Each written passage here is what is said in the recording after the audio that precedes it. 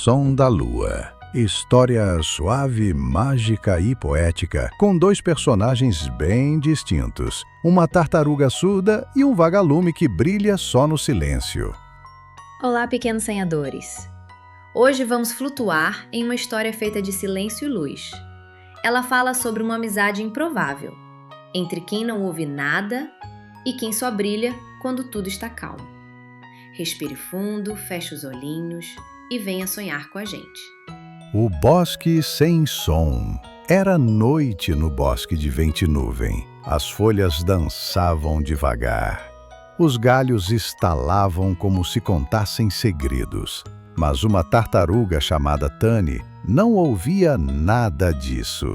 Tani era surda desde o dia em que nasceu. Seus olhos, porém, eram atentos, como o de uma coruja. Ela caminhava devagar, sentindo o mundo com os pés. Cheirava as flores, observava o céu, mas nunca soube o que era o som.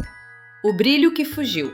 Em um cantinho escondido, entre raízes antigas, vivia um vagalume chamado Pico. Pico era minúsculo, tão pequeno que parecia uma faísca perdida.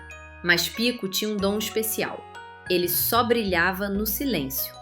Qualquer ruído, uma folha caindo, um sapo coachando, e seu brilho sumia. Por isso, ele passava a maior parte da vida escondido, esperando a noite perfeita. O encontro da calma.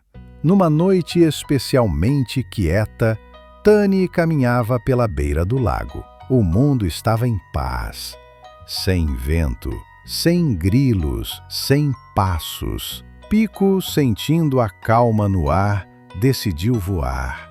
E pela primeira vez, ele brilhou por mais de 1 minuto inteiro. Foi assim que Tani o viu, uma luz dourada dançando no escuro. Tani se aproximou, curiosa, sem saber que estava diante de algo mágico. Ela esticou o pescoço e ficou ali, olhando, sem dizer uma palavra, sem fazer barulho, sem saber que aquele silêncio era tudo que Pico precisava para continuar brilhando.